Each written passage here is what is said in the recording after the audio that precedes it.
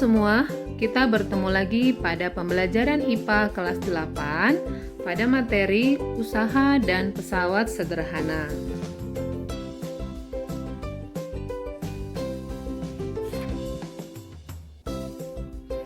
Yang pertama, mari kita bahas usaha dalam IPA. Usaha sering disebut kerja atau dalam bahasa Inggris disebut work ya. Dalam IPA, usaha itu terjadi karena adanya suatu gaya atau force terhadap suatu benda sehingga benda tersebut berpindah dalam jarak tertentu. Dirumuskan, W sama dengan F kali S. Di sini, W adalah usaha, satuannya joule, F adalah gaya, satuannya Newton, dan S adalah jarak perpindahan, satuannya meter. Nah, ini rumus pertama kita ya. W sama dengan F kali S. Sekarang mari kita gunakan rumusnya untuk menyelesaikan soal berikut. Seseorang yang masanya 50 kg menaiki tangga yang tingginya 3 meter. Jika percepatan gravitasi 10 meter per sekon kuadrat, berapakah usaha yang dilakukan orang itu? Untuk menjawabnya, pertama mari kita tuliskan dulu apa yang diketahui di soal. Diketahui pertama massa. Massanya 50 kg. Ya. Menaiki tangga yang tingginya 3 meter berarti perpindahannya sejauh 3 meter, maka kita tuliskan S-nya adalah 3 meter. Jika percepatan gravitasi, kita tuliskan G sama dengan 10 meter per sekon kuadrat. Berapakah usaha yang dilakukan orang itu? Maka ditanya W. Oke, kita jawab. Tadi rumusnya W sama dengan F kali S. Oke, mari kita lihat dulu, kita tinjau apa yang diketahui. Ada M, ada S, ada G. Oh, belum ada F ya, gaya. Nah, dalam soal ini gaya tersebut adalah gaya berat. Kita cari F menggunakan rumus F sama dengan M kali G. Massa kali gravitasi. 50 kg kali 10 meter per sekon kuadrat sama dengan 500 kg meter per sekon kuadrat, atau ini setara dengan 500 Newton. Maka F-nya adalah 500 Newton. Nah, angka ini yang kita pakai untuk rumus W sama dengan F kali S. Sekarang tinggal masukkannya. F-nya adalah 500 Newton dan S-nya sama dengan 3 meter. Maka usahanya sama dengan 500 kali 3 adalah 1500 Newton meter. 1 Newton meter sama dengan 1 joule. Maka W-nya sama dengan 1500 joule. Maka usaha yang dilakukan seseorang tersebut adalah 1500 joule. Nah, sampai di sini paham ya? Oke, masih rumus yang sederhana. Sekarang kita lanjutkan ke pesawat sederhana. Pesawat sederhana adalah alat sederhana untuk membantu pekerjaan manusia ya. Membantu pekerjaan manusia berarti kita mendapatkan keuntungan karena sudah dibantu oleh alat tersebut ya. Keuntungan yang kita dapat nanti disebut keuntungan mekanis. Nah, jenis pesawat sederhana yang kita bahas sekarang ada 3, ada tuas, ada katrol, dan ada bidang miring. Mari kita bahas satu persatu. Kita mulai dari tuas ya. Nah, tuas itu bentuknya seperti tongkat ya. Seperti tongkat, seperti tiang, bisa terbuat dari kayu, bisa terbuat dari besi ya. Jadi, mari kita lihat dulu poin-poin penting pada tuas atau pengungkit ini. Nah, tuas itu sama dengan pengungkit.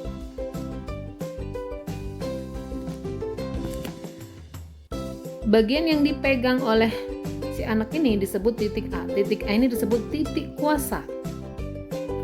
Tempat kita melakukan usaha atau kerja. Kemudian bagian tempat beban titik B disebut titik beban ya. Tempat beban diletakkan. Tempat beban diletakkan. Titik C merupakan titik tumpu. Ini titik tumpu. tempat pesawat itu ditumpu. Nah, ini sebenarnya bisa digeser-geser ya. Lalu ada lengan kuasa. Lengan kuasa itu kita singkat dengan LK. Ini adalah jarak kuasa, jarak dari F ke titik tumpu sini. Jadi merupakan panjang AC. Lengan beban adalah jarak beban ke titik tumpu sama dengan panjang BC. Nah, itu bagian-bagiannya ya. Ada F, ada T, ada B. B ini juga bisa nanti jadi W disimbolkan ya. Kalau dalam bahasa Inggris weight, berat ya. Nah, sekarang jenis-jenis tuas. Jadi tuas itu ada 3 jenis. Ada tuas kelas 1, ada tuas kelas 2, dan ada tuas kelas 3.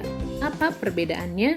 Perbedaannya adalah dari posisi atau letak bagian-bagian tuas yang tadi.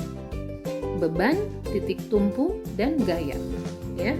Beban, titik tumpu, dan gaya. Kalau dia tuas kelas 1, titik tumpu di tengah. Tapi sebelumnya harus kita ingat yang ini lagi. Beban, titik tumpu, gaya. Ya. Atau B, T, F. Itu bagian-bagiannya harus ingat ya. Nah, kalau tuas kelas 1, titik tumpu yang di tengah. Berarti beban dan gaya itu di ujung. Contohnya jungkat-jungkit ya. Kemudian tuas kelas kedua. Beban yang di tengah, kuasa atau gaya dan titik tumpu berada di ujung. Contohnya gerobak ya. Tuas kelas 3, kuasa yang di tengah atau gaya ini ya. Kuasa atau gaya di tengah, titik tumpu, beban itu di ujung. Contohnya ini stapler, kita sebut hektar ya. Ada lagi pinset ya, dan lain-lain. Ini dihafal ya. Cara mudah menghafalnya adalah TBK. TBK titik ini fokus kita yang di tengah ya. Tuas kelas 1 titik tumpu di tengah. TBK. Tuas kelas kedua B di tengah beban. Tuas kelas ketiga K atau F yang di tengah. Oke. Sekarang kita ke persamaan rumus untuk menghitung keuntungan mekanis. Tadi keuntungan mekanis adalah keuntungan yang kita dapatkan jika kita menggunakan pesawat sederhana. Nah, keuntungan mekanis tuas atau pengungkit ya. Keuntungan mekanis disingkat dengan KM ya. KM sama dengan W per F. W itu tadi beban ya. Beban per gaya. KM sama dengan W per F atau bisa LK per LB. Ini tadi LK. Ini LK. LK per LB sama dengan W per F ya. LK per LB sama dengan W per F. Atau kalau dikali silang, LK kali F sama dengan W kali LB. Oke, kita bahas soal yang menggunakan rumus yang tadi ya.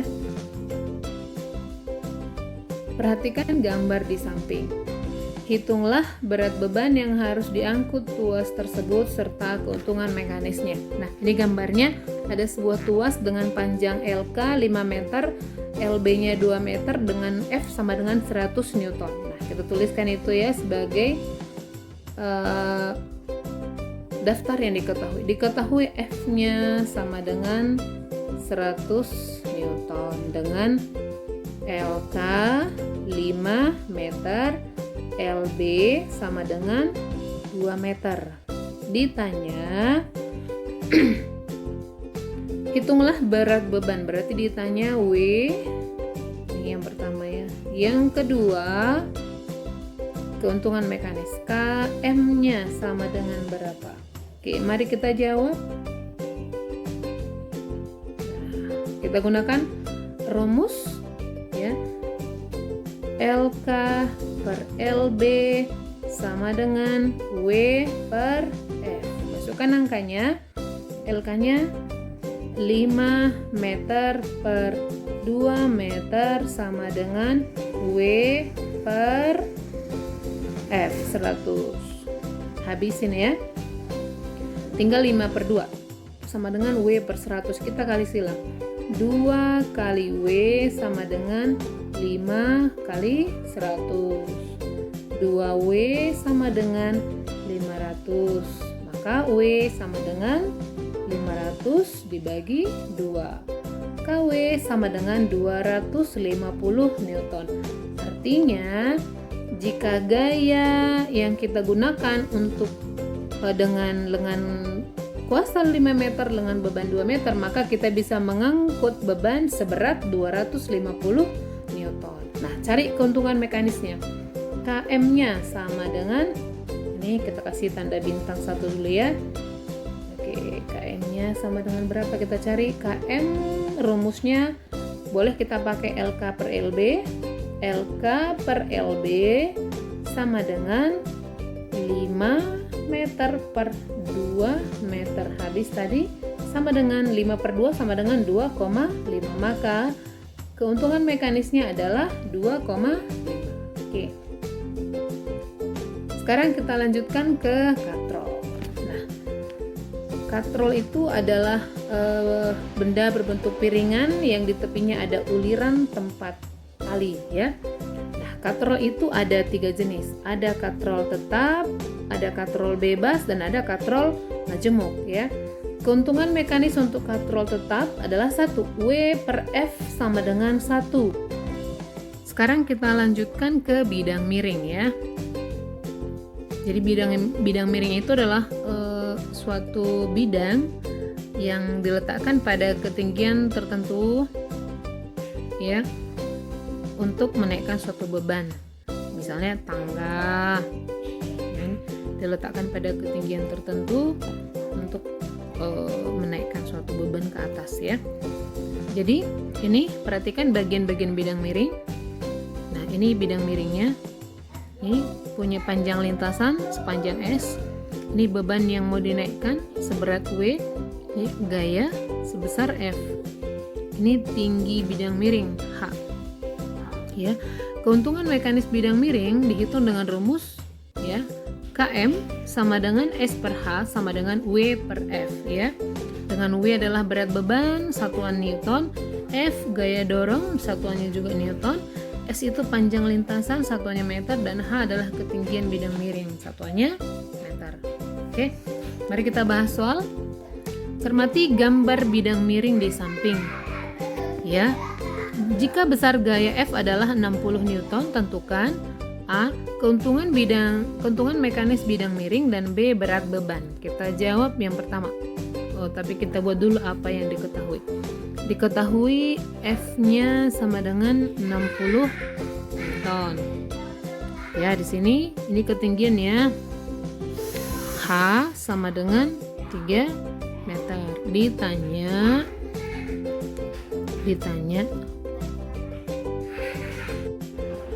Oke, ditanya yang pertama KM-nya, dan yang kedua adalah berat beban. Ini sama dengan berapa?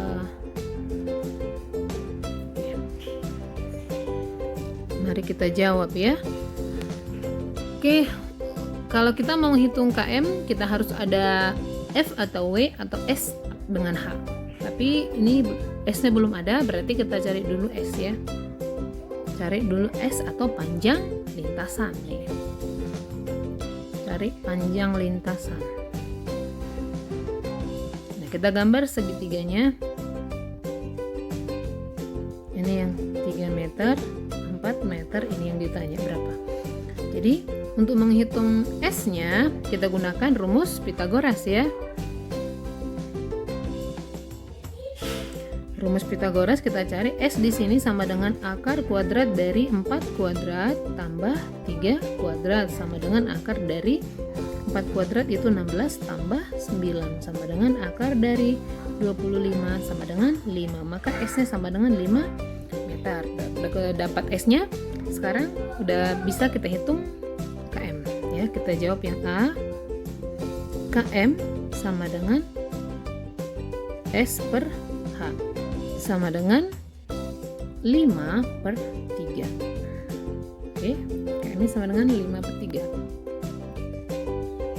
KM, kita jawab yang B. B berat beban W. Oke, S per H sama dengan W per F. Tadi ini 5 per 3 sama dengan W per 60. Kali silang ya. 3W sama dengan 300. 300 itu 5 kali 60 ya. Maka W sama dengan 300 per 3. Oke, maka W sama dengan 300 bagi 3 sama dengan 100. Maka W-nya sama dengan 100 Newton. Maka berat beban yang bisa diangkat dengan gaya sebesar 60 Newton didorong dengan gaya sebesar 60 Newton adalah 100 Newton. Oke. Nah, demikian pembelajaran kita kali ini tentang pesawat sederhana usaha dan pesawat sederhana. Semoga mengerti, semoga bermanfaat. Sekian dan terima kasih.